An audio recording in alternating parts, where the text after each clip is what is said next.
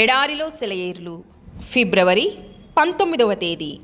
మీరు ఊరకుండి నమ్ముకునుట వలన మీకు బలము కలుగును.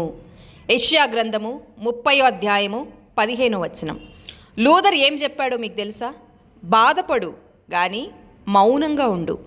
నీ విచారం గురించి ఎవ్వరికి చెప్పవద్దు. దేవుని యందు నమ్మిక ఉంచు.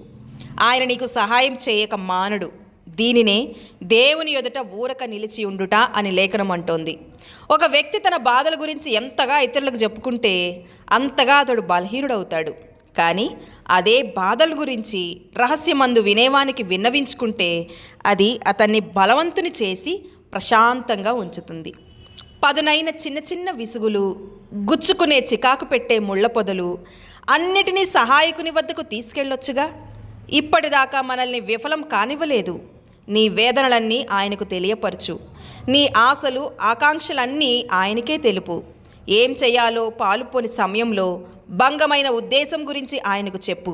బలవంతుడైన దేవుని చెంత మన బలహీనతలన్నీ విడిచిపెడదాం. భారం మోసిన సంగతి మర్చిపోదాం. మన నోట పాటతో ముందుకు సాగిపోదాం. దేవుడి మాటలను దీవించునుగాక. ఆమేన్.